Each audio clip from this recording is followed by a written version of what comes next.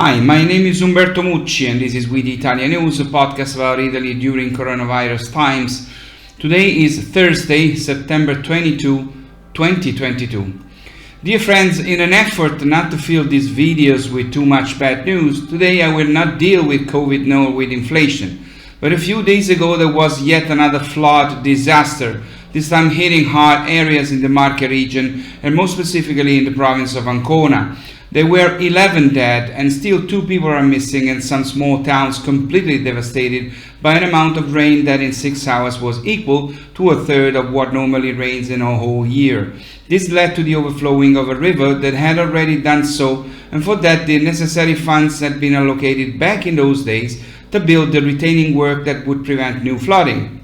The news is not that the river flooded again, nor that the money was allocated to protect the territory and that money was specifically tied up for that purpose, nor that then the structure was not built yet and the money is still there unused.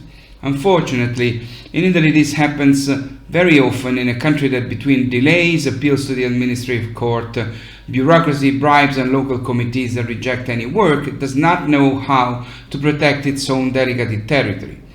The news is that the allocation of those funds that are still there dates back to 1982. And in 40 years, I repeat, 40 years, 40, this money has not been spent to build the hydraulic work to protect against the danger of the repetition of a disaster that had already happened in 1940, 1955 and 1976, and today has struck the Marche region again. Try to put yourself in the shoes of those who 1 week ago lost a child in these conditions, with 40 years of money there not used. Meanwhile, in these 40 years, the damage from landslides and floods in Italy has reached the enormous sum of 51 billion euros.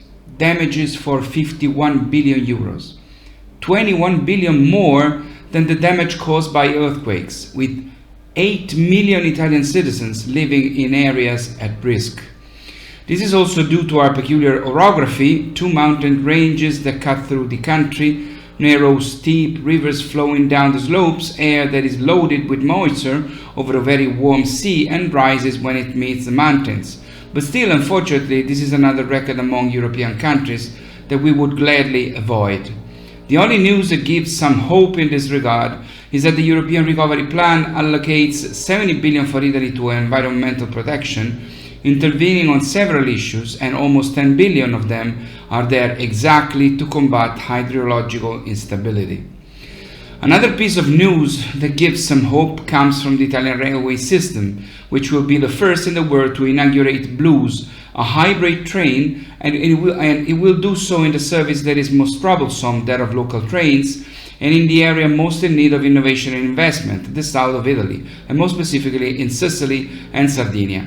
It is an investment of 8 billion euros until 2031, money that will be used to buy new, more comfortable and innovative vehicles, as well as to get Wi-Fi on all trains. The goal with Blues is to improve the lives of millions of commuters who are used to the smells and fumes of old diesel trains every day now. The new trains are made in Italy, built in Italian workshops in Pistoia in Tuscany and Naples in Campania. The Blues train has a triple power supply. In addition to the latest generation of diesel, which does not pollute, it can take advantage of the electricity that comes from the lines, if any, or the onboard batteries that guarantee a minimum of miles. Whatever the conditions, the train travels and the environmental impact is minimal. The 8 billion is part of the industrial plans put together by the Italian Railway, 191 billion investments from now to 2031.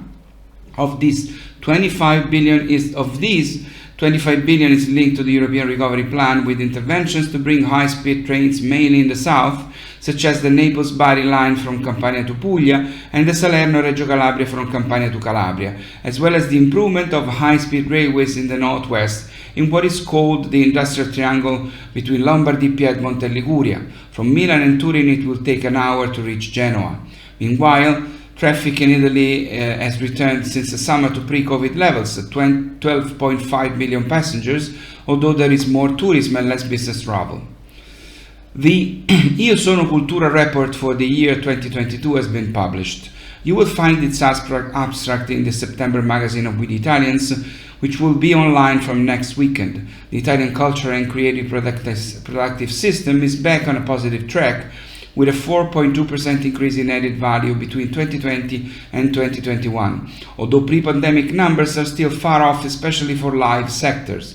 Cultural and creative enterprises are still far from 2019 numbers. The change in value added over the 2-year period is minus 4.8%.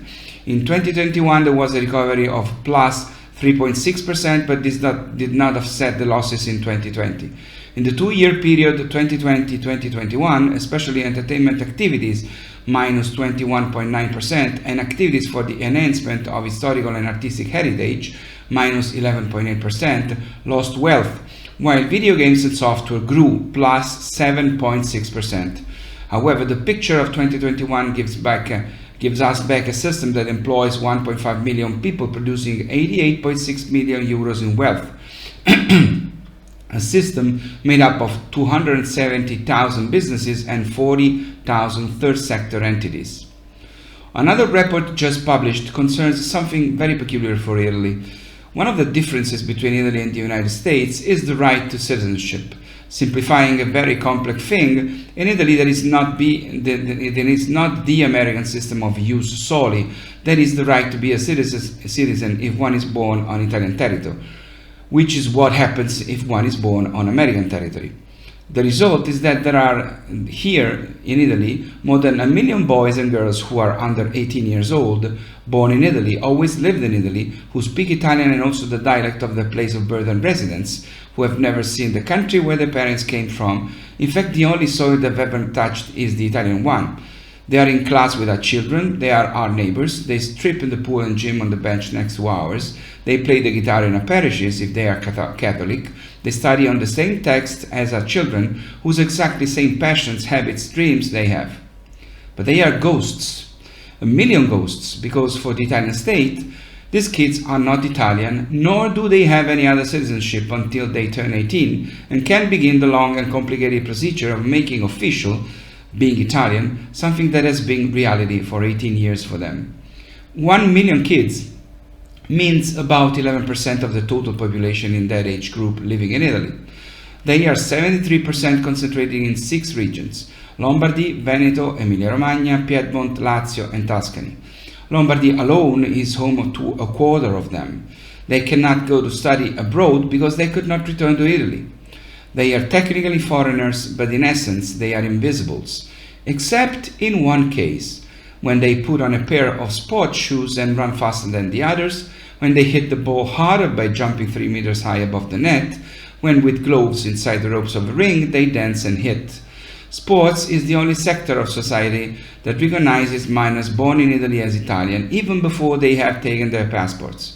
Politics has been confronted with a fait accompli. In January 2016, Parliament was pushed to recognize with a law what already existed. We can call it ius sportis, a right arising from the practice of sports, and it allows them to be caught carrying members of a sport club from the age of 10 with the same procedures as for Italian citizens. There is a problem though. It still does not allow them to wear a blue jersey and compete for Italy and listen to the Italian anthem while the Italian flag rises as they receive a medal, because international regulations deny that you can compete for a country if you do not have its passport. This causes many problems for these athletes as well as, of course, for our country. Preventing any international competition reserved for athletes who compete for a country, that is, all the most important competitions, think about the Olympics and the World Championships, means forcing them to give up the most important moment in sports, that of competing with the rest of the world. Arriving at the age of 18 without these experiences, these successes, but also these defeats, these opportunities for growth, training and comparison and evaluation, is something enormously penalizing for an athlete, who in the years of growth develops, like any teenager, gifts and talents that are difficult to recover after the age of 18. The younger generations are more ready than the previous ones to tune in to certain principles in Italy. My daughter in school has classmates whose origins are in Romania, India, Ukraine, Africa, Moldova, the Philippines, but really there is no difference with her, except that these kids born in Italy do not have Italian passports if their parents are not Italian citizens. This is a change that should not be surprising in a country like ours that faces the Mediterranean. And yet, at the last European Athletics Championships, where we did so well, a third of the team belonged to this new Italy. Athletics is the most welcoming sport. Many countries adapted and changed before us, but now Italy is also an integrated team. But we can do better. We have to do better for these children and for our country too. Now, Italy has reduced gas imports from Russia by 80% without any major disruption. Russia is now irrelevant as an energy supplier for Italy. This fantastic news, which seemed incredible just 1 year ago, happened thanks to a man, and his name is Mario Draghi. A few days ago in New York, Mario Draghi received the World Statesman Award from the Appeal of Conscience Foundation, an interfaith organization dedicated to religious freedom and human rights. The motivation for this award mentioned, and I quote, his long-time multifaceted leadership in finance and public service that has benefited Italy and the European Union and has helped international cooperation. Mario Draghi is a uniting and visionary leader with the financial, political and economic expertise to deal with the complex economic, humanitarian and geopolitical issues facing the world today. A powerful voice in the world promoting tolerance and justice. End of quotes. Even if I completely second these words. Now, as you know, Italians will vote next Sunday, so that they can finally get rid of this incredible Italian the whole world envies and respects, to put at the head of the government someone, whoever will be, who has maybe, if I'm generous, 100 of Draghi's qualities. The most brutal, pointless, humiliating, pathetic election campaign is ending, thankfully, in these hours. You know that I don't talk about politics, and We the Italians is not aligned with any party. I personally have my own ideas, but I certainly won't say who I will vote for, nor which of the so-called Italian political leaders at the head of today's parties are considered by me to be dangerous, inadequate, and cause me a tremendous sense of mortification, given the many votes they will take, because, make no mistake, they will get a lot of votes. Now, it's democracy, and we accept it 100%, always have, although perhaps never as great and worrying as this time is the difference between who has been there in the last few months and who will be there after the elections, whoever it may be. Once again, I'm not talking about any specific person or leader. With you, the world has confidence in Italy. With you, the world has confidence in Italy. Mario Draghi was told while giving him yet another of the many awards earned in his lifetime and bestowed by the most important institutions of the free world. We the Italians and I personally thank him for what he has done for Italy. And I agree with him, the world certainly had confidence in Italy. With those who will come after him, I have many doubts, although there is always and still the hope that being part of the free and democratic world will help us heal the wounds we inflict on ourselves every single time we go to vote. It's all for now, it's all for today. Please take care and stay safe. My name is Umberto Mucci. This was We the ItaliaNews. I'll see you next Thursday. Ciao from Rome.